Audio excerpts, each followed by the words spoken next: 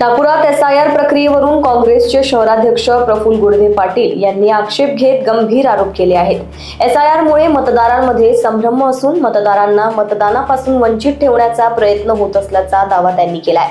2024 आणि 2002च्या मतदार याद्यांच्या मॅपिंगबाबत त्यांनी प्रशासनाकडे स्पष्टता मागितली। एसआयआर जनजागृतीसाठी जिल्हाधिकाऱ्यांना पत्र दिल्याचे त्यांनी सांगितले। तसेच भाजप कार्यकर्त्यांचा प्रक्रियेत हस्तक्षेप होत असल्याचा आरोप केलाय। मतदारांचे वर्गीकरण, दुबार नावे आणि एकाच मोबाईल क्रमांकावर अनेक मतदारांची नोंद असल्याचा दावाही त्यांनी केला आहे। या आरोपांवर प्रशासनाकडून अधिकृत उत्तर मिळाले नसल्याचे त्यांनी सांगितले। पंडित दयाशंकर तिवारी हे मुद्द्यांवर बोलत नाही। मुद्दा आहे की 500 जे कर्मचारी आहे आपल्या बीजेपीचे जे पेड एम्प्लॉईड आहे त्यांना एसआयआर प्रक्रियेमध्ये कुठल्या पद्धतीचा हस्तक्षेप करून राहिलेला आहे हे प्रश्न मी जिल्हाधिकाऱ्यांना विचारला आणि आरोप केला मुख्यमंत्री कार्यालयावर। आता मुख्यमंत्री कार्यालय त्याच्यावर बोलत नाही आणि जिल्हाधिकारी पण बोलत नाही आणि बोलतात कोण तर दयाशंकर तिवारी।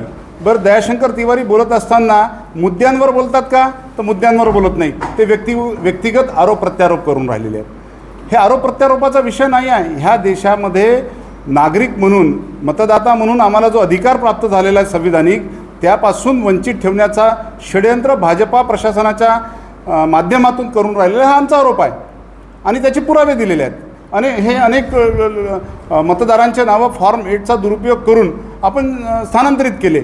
मुख्यत्वे SC, ST, OBC मायनॉरिटी मतदारांची संख्या यामध्ये बहुसंख्या आहे आणि तुमच्या बिहारमध्ये आणि पश्चिम बंगालमध्ये याआधी एसआयआरच्या प्रक्रियेच्या माध्यमातून अनेक लाखो मतदारांना ज्या पद्धतीने वगळलं, तेच प्रक्रिया आपण महाराष्ट्रामध्ये सुद्धा करण्याचा आपला षड्यंत्र आहे आणि त्या कामी आपण जिल्हा प्रशासन आणि मुख्यमंत्री कार्यालयाच्या दबावाच्या माध्यमातून हे संपूर्ण घडवून आणतात आहे असा आमचा आरोप आहे। त्याच्यावर ते उत्तर देत नाही।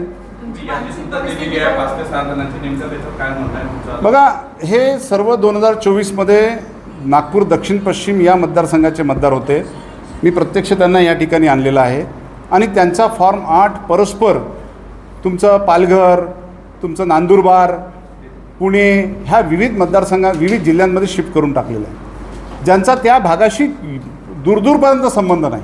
ते कधी तिथं राहिले नाही, तिथं कधी गेले नाही आणि यांचं एका षड्यंत्राच्या माध्यमातून याची चौकशी करावी आणि सामोरं आणावं। सरकार त्यांचं आहे, प्रशासन त्यांच्या हातात आहे। यांचे फॉर्म 8 कोणी भरले होते, त्याचे ऑनलाईन भरले होते की ऑफलाईन भरले होते, ऑफलाईन भरले होते कोणत्या BLOनी स्वीकारले होते, त्या BLOनी प्रत्यक्ष त्याची शहानिशा केली होती की नाही, ह्या संपूर्ण फॅक्ट्स अँड फिगर जनतेपुढे घेऊन यावे। लोकवाहिनी मीडियासाठी रोशन बोकडे यांची रिपोर्ट, नागपूर।